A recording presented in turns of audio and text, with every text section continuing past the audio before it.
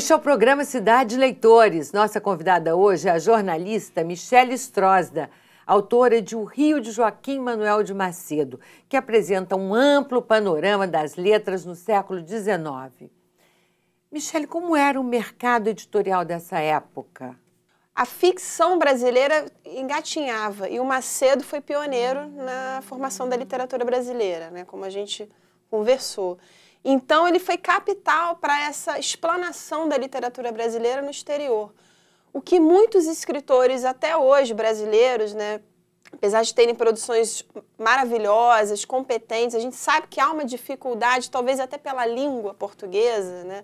Macedo, no século XIX, né, na época dele, ele já publicava fora do Brasil, o que era um feito ultra sofisticado, porque você ir para a Inglaterra, França, Portugal... Ele tinha bem noção do potencial, inclusive, dos assuntos que ele tratava, né, para interessar. Temas universais, muitas vezes. Quando você trata de família, de educação, de paisagem, quer dizer, por que só a mulheres, a jovens, a brasileiros dizia, quer ser universal, fale da sua aldeia. Exatamente, essa coisa da aldeia do Tolstói, né? Ele vai muito nessa linha. Ele ouviu isso e vai. Bom, era dessa época. Agora, o folhetim dos jornais foi realmente importante para o estabelecimento do romance como gênero literário? Ah, foi muito importante. Porque os jornais explodem muito nessa época.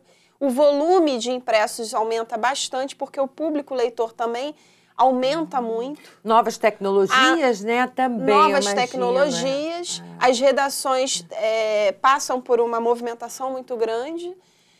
O Macedo era um colaborador muito requisitado, porque o nome dele atraía público. E os anúncios, quer dizer, a publicidade no jornal também já se fazia presente. O Macedo foi um pioneiro, até nisso ele é pioneiro.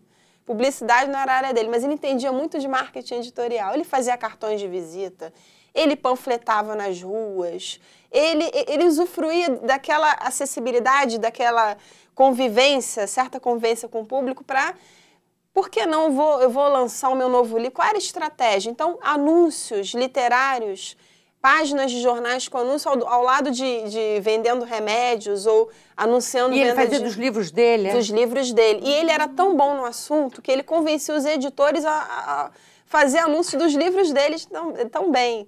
Quer dizer que essa imprensa cultural aí também ajudou a forjar novos leitores, né? Provavelmente. É como se o leitor falasse para si mesmo, agora eu quero me ver naquele texto, naquele romance. Isso fomentou, inclusive, os próprios leitores a se inserirem nos jornais, escrevendo cartas, perguntando, brigando com os editores por que o Macedo não tinha escrito naquele dia. Isso é muito interessante. Eu não vou comprar mais, porque não está aqui o texto dele. Tudo isso está aqui nesse livro. Está tudo aí. E esse livro foi adotado pelos professores, foi comprado para os professores da prefeitura, não é isso? A prefeitura comprou alguns exemplares para trabalhar, porque... Para a rede municipal de ensino. Para a rede municipal, porque olha que maravilha, é o professor falando para o professor, porque o Macedo também foi professor, então ele trabalhava muito com essa questão da autoestima, da gente se inserir naquela cidade, nós somos parte integrante dessa paisagem urbana, nós somos importantes porque dialogamos, porque construímos o cotidiano dessa cidade, dessa paisagem. Então, o professor se vê também nesse contexto, né? De troca de conhecimento, de conhecer melhor o seu ambiente, a história, a memória, o legado dessa cidade, que é tão maravilhosa, né? É verdade. O que essa cidade, Michele, na sua opinião, ainda tem que consegue... né, inspirar os cronistas, quer dizer, que sempre inspirou e continua a inspirar. Modernos e contemporâneos, você pega os grandes nomes, né, que Rubem Braga, Sabino, Paulo Mendes Campos, o próprio Drummond, escreveram muito bem sobre a cidade, mas isso não é novidade, isso já vinha sendo feito, Macedo, sem dúvida, inaugura esse gênero, né, que hoje a crônica, não só a crônica, mas a crônica brasileira é tido como um gênero à parte, né? É verdade. Isso é estudado internacionalmente, né? Por que dessa coisa da crônica brasileira e mais ainda da crônica carioca? Não só escrita pelos cariocas, mas sobre o povo carioca, sobre a paisagem carioca. O Rio é um celeiro imortal de inspiração, de efervescência, não só pelos seus personagens, por quem transita na cidade, por ser palco de muitos acontecimentos de transformações e problemas também, que nós não podemos deixar esses problemas de lado, e os cronistas, sem dúvida, não deixam de lado. Mas como é que se integra tudo isso, esses ingredientes todos, né?